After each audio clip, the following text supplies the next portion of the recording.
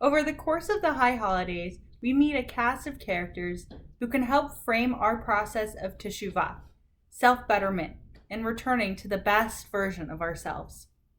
The first is Avraham.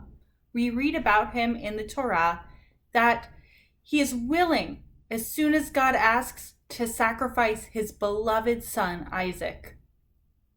God says, "Avraham, where are you?" He says, "Hineni." Where's the knife? His radical willingness is inspiring at the outset, but seems quite realistic. And even the rabbis meet his enthusiasm with hesitation. In the verses after this harrowing story, we read that Sarah has died. And the rabbis say that the cause of death was the shock and heartbreak that she suffered. How could Avraham do such a thing to our child? He put his faith above all else.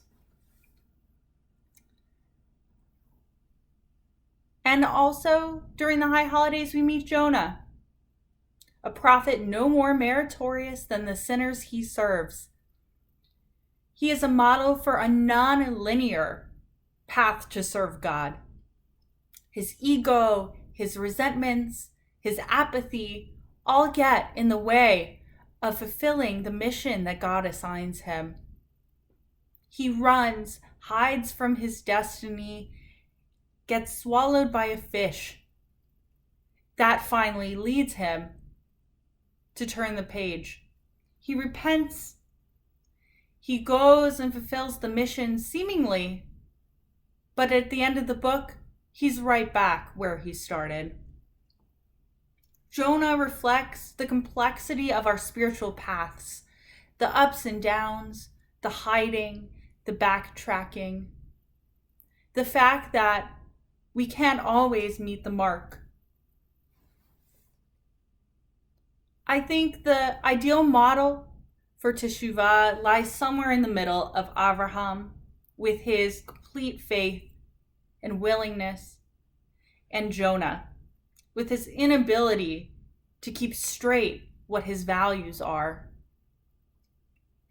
That over the course of these holidays, we must acknowledge our imperfections, yet remain realistic in our Teshuva.